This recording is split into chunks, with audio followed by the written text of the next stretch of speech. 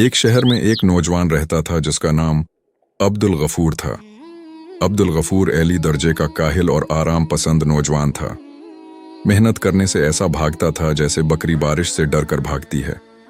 अब्दुल गफूर के वालिद का बहुत अरसा पहले इंतकाल हो चुका था। उसकी माँ मेहनत मजदूरी करके अपना और उसका पेट पालती रही, लेकिन जब वो बहुत बूढ़ी हो गई और उसमें काम करने की हिम्मत न रही तो उसने बार बार अब्दुल गफूर को ताकीद करना शुरू कर दी कि वो मेहनत मजदूरी करके खाने पीने का इंतजाम करे। अब्दुल गफूर तो था ही काहिल। सुबह सुबह उसकी माँ उसे झंझोड़ कर उठाती और कहती, ओ नामाकोल अब्दुल गफूर, उठ बदबख्त, सूरज सिर पर चढ़ाया और तो सो रहा है। जा और जाकर मेहनत मजदूरी कर, नहीं तो फाके होने लगेंगे। अब्दुल गफूर किस्मसाकर उठता और चाय पीकर बाहर की तरफ चल देता। बाहर इधर उधर टहलता और दोपहर को घर लौट आता। माँ बड़ा भला कहकर खाना दे देती। अब्दुल गफूर जैसे ही खाना खाकर सोने के इरादे से चारपाई की तरफ बढ़ता, उसकी माँ डांट डपट करके उसे बाहर जाने पर मजबूर कर देती। घर से बाहर आकर वो इधर उधर यूं ही घूमता रहता और कभी कहीं पर बैठकर बातें बनाना शुरू कर देता। शाम का अंधेरा फीलते ही घर का रख करता। उसकी माँ उसे बड़ा भला कहती और फिर ममता से मजबूर होकर खाना दे देती। खाना खाकर अब्दुल गफूर मजे से चारपाई पर लेटकर खराटे लेता। रोजाना ऐसा ही होता। आखिर वो दिन भी आए कि फाके होने लगे। उसकी माँ सोचती थी, अगर ये कमाएगा नहीं तो मेरे मरने के बाद ये क्या करेगा, कैसे उसकी शादी होगी। यही सोचकर वो उसे लानत मलामत करती रहती। लेकिन अब्दुल गफूर भी उस लानत मलामत का आदी हो चुका था। काम काज करना तो दूर की बात, काम करने के बारे में सोचता भी नहीं था। एक दिन उसकी माँ को ऐसा गुस्सा आया कि उसने अब्दुल गफूर को सुबह की चाय भी न दी। उसका हाथ पकड़कर दरवाजे तक लाई और कहा, आज तो तभी खाना खाएगा जब कुछ कमा कर लाएगा। अब्दुल गफूर ने अपनी माँ की खूब खुशामद की। मेरी अम्मा, मेरी प्यारी अम्मा, सुबह की चाय तो पला दो। लेकिन उसकी माँ ने साफ इनकार कर दिया। मजबूर होकर अब्दुल गफूर घर से बाहर निकल आया और मन्हा लटकाए हुए गलियों में भटकने लगा। चलते चलते चौराहे तक आ पहुंचा। वहां पर भीड़ जमी थी। अब्दुल गफूर भी उस भीड़ की तरफ चला गया। एक ऊंची जगह पर खड़ा होकर बादशाह का एक मुलाजिम ऊंची आवाज में ऐलान कर रहा था, लोगों सुनो, गौर से सुनो, बादशाह सलामत का फरमान सुनो। जैसा कि तुम लोगों को मालूम है, शहर में एक शेर आ गया है। ये शेर आदमखोर है और अब तक कई लोगों को खा चुका है। बादशाह सलामत का फरमान है कि जो भी उस शेर को जिंदा या मुर्दा बादशाह के सामने पेश करेगा, उसे बहुत से इनामों से नवाजा जाएगा। ऐलान खत्म होते ही भीड़ छटने लगी। अब्दुल गफूर भी एक तरफ को चलने लगा। वो सोचने लगा कि अगर मैं शेर को पकड़ूं तो कितना अच्छा रहेगा। बादशाह से इनाम मिलेगा और सब मुझे बहादुर समझेंगे। लोग मेरी तारीफ करेंगे और मेरी माँ कितनी खुश होगी। ये सोचते सोचते एक कदम उसे चाय की याद आ गई। अब वो चाय के बारे में सोच रहा था। अरे बेटा अब्दुल गफूर, पीछे से किसी ने आवाज दी। अब्दुल गफूर ने पीछे मुड़कर देखा तो अच्छी आपा खड़ी थी। अच्छी आपा मोहल्ले की औरत थी और मोहल्ले के लोग उसे आपा कहते थे। वो अक्सर अब्दुल गफूर के घर आती जाती रहती थी। बूढ़ी आपा दुनिया में तन्हा थी। अस्सलाम अलैकुम आपा। अब्दुल गफूर ने पेशानी तक हाथ ले जाते हुए कहा, जीती रहे बेटा, अल्लाह तेरी लंबी उम्र करे। अच्छी आपा ने हंसते हुए कहा, चल दिए बेटा इतनी सुबह सुबह। अच्छी आपा ने पूछा, अच्छी आपा, कोई काम ढूंढने के लिए जा रहा था। अम्मा ने सुबह सवेरे घर से निकाल दिया और कहा कि जब तो काम करेगा तभी तुझे खाना मिलेगा। अब्दुल गफूर ने बताया, अरे ये तो बहुत अफसोस हुआ। बूढ़ी आपा ने अफसोस का इजहार किया। चल बेटे अब्दुल गफूर, मेरे घर चल, मैं तुझे चाय पिलाऊंगी और 2 रुपए भी दूंगी। बस तुझे मेरा एक काम करना होगा। बेटे वो मेरा गधा है ना? हाँ हाँ, अब्दुल गफूर ने सिर हिलाते हुए कहा, बेटे वो मरदूद कल रात से गायब है, रस्सी तोड़कर भाग गया, तो उसे ढूंढ ला, मैं तुझे 2 रुपए दूंगी। अच्छा बूढ़ी आपा, मैं उसे ढूंढ लाऊंगा। अब्दुल गफूर ने कहा, चल बेटे अब पहले चाय पी ले। बूढ़ी आपा ने अब्दुल गफूर का हाथ पकड़कर कहा। चाय पीकर अब्दुल गफूर गधे की तलाश में निकल गया। वो गली महलों और सड़कों पर भटकता रहा। घूमते घूमते दोपहर हो गई और फिर से पहर हो गई। मायूस होकर अब्दुल गफूर अच्छी आपा के घर लौटा।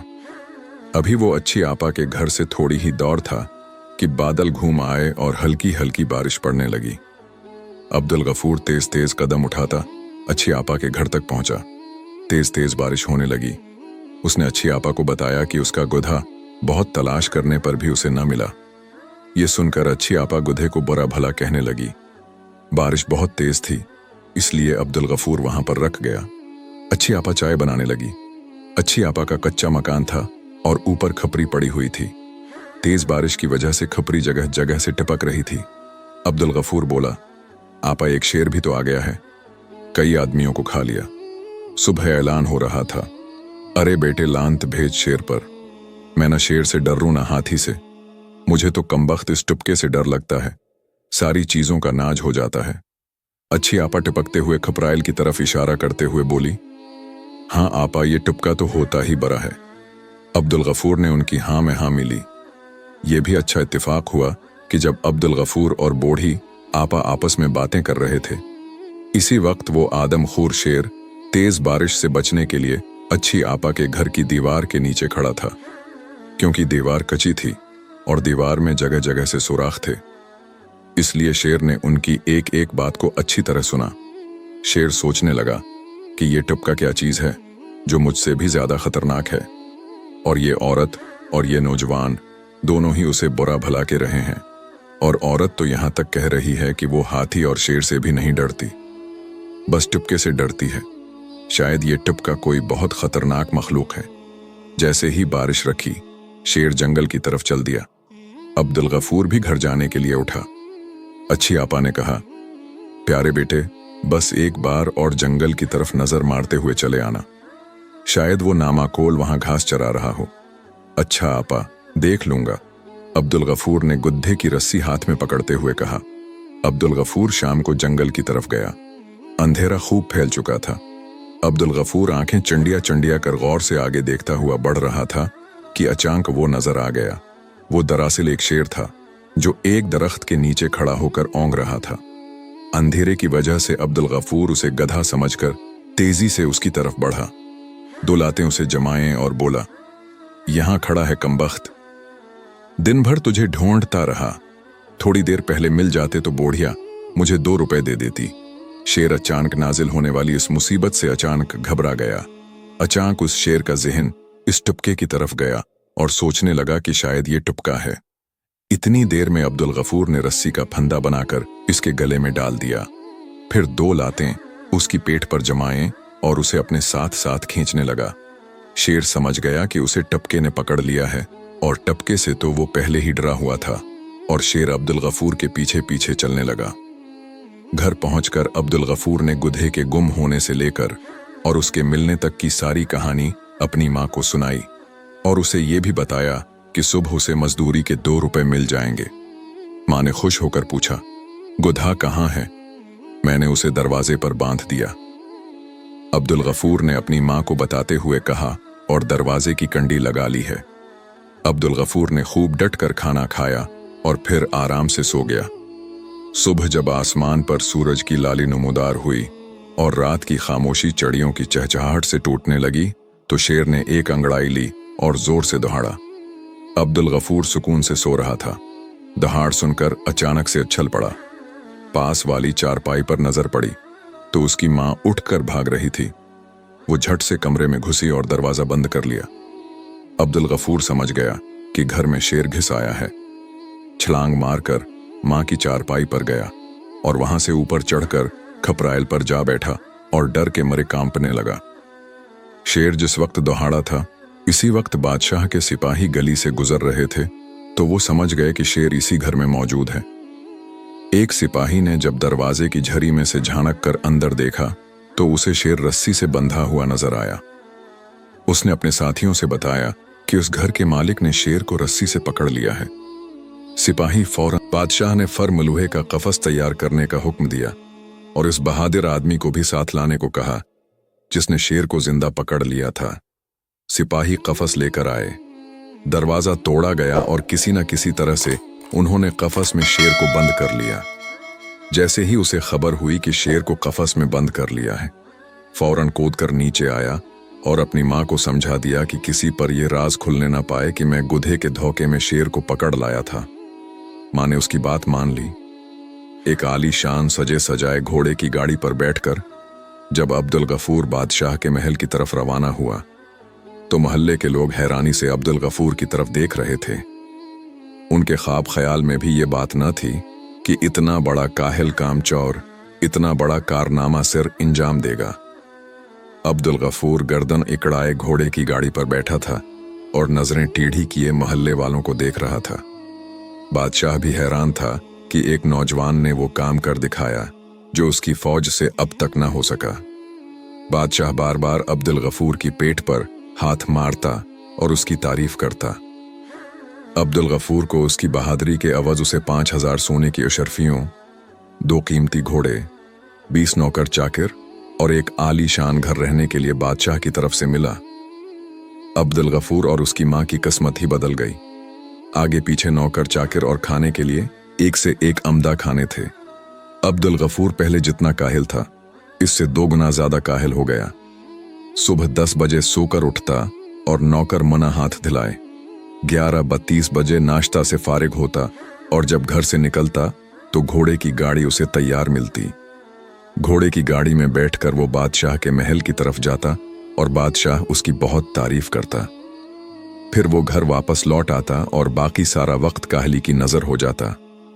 अब दरबार में अब्दुल गफूर बादशाह का एक अहम और पसंदीदा शख्स था। ये बात बादशाह के वजीर और दूसरे मुलाजमीन को नापसंद थी। वो अब्दुल गफूर से हसद करते और उसकी काहली की बना पर उसे टट्टो कहते। दिन यूं ही गुजरते रहे। एक दिन बादशाह को पता चला कि दूसरे मुल्क का बादशाह उसके मुल्क पर हमला करने वाला है। ये इत्तिला पाकर बादशाह परेशान हो गया। उसने दरबार लगाकर मशूरा करना शुरू कर दिए। इधर अब्दुल गफूर से सुड़े वजीर और दूसरे मुलाजमीन ने आपस में खचड़ी पकाना शुरू कर दी कि कैसे उस मामले में अब्दुल गफूर को फंसाया जाए। रोजाना सुकीमें बनते और फेल होती रहते। आखिर एक वजीर के जहन में एक तरफा आ ही गई। वो खुश होकर अपने साथियों से बोला, अब देखो कैसे उस अब्दुल गफूर का सफाया होता है। अगले दिन जब दरबार लगा तो बादशाह ने वजीर से कहा, फौज को तैयारी का हुक्म दिया जाए। हमें इत्तला मिली है कि पड़ोसी मुल्क का बादशाह अपनी फौज लेकर हमारी हुदूद में दाखिल हो चुका है और एक बड़े मैदान में अपनी फौज के साथ ठहरा हुआ है। वजीर बोला, बादशाह सलामत, अगर गुस्ताखी मुआफ हो तो कुछ अर्ज करूं। बादशाह ने कहा, कहो क्या कहना चाहते हो। वजीर ने कहा, बादशाह सलामत, फौज तो बाद में भी तैयार हो जाएगी। हमारे यहाँ एक ऐसा आदमी है जो अकेला एक फौज के बराबर है।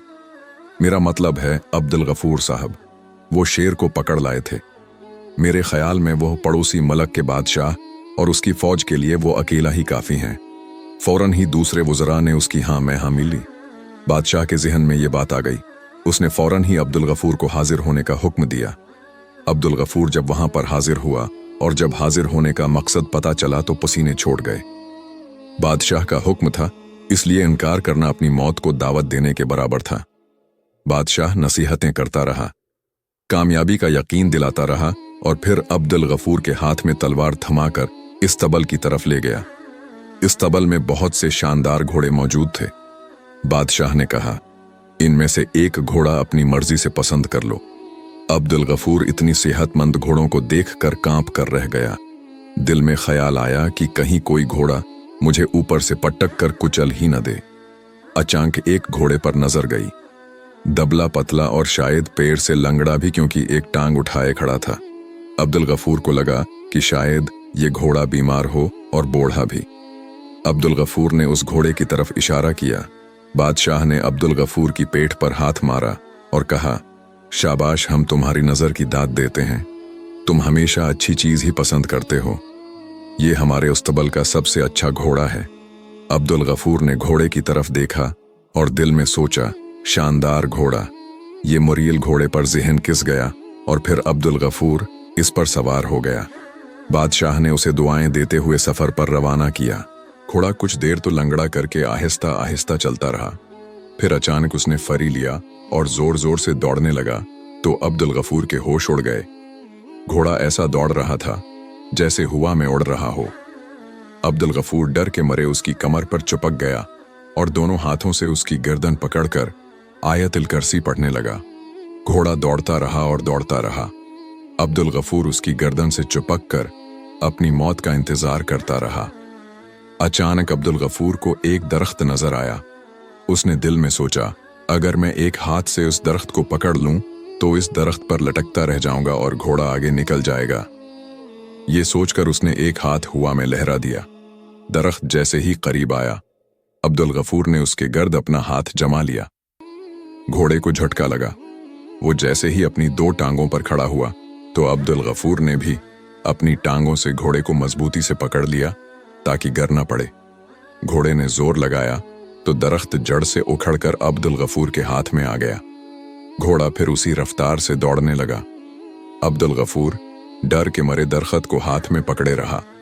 दूसरी फौज के बादशाह ने सिपाही को हुक्म दिया कि किसी ऊंची जगह पर खड़ा होकर देखें कि दूसरी फौज आ रही है या नहीं।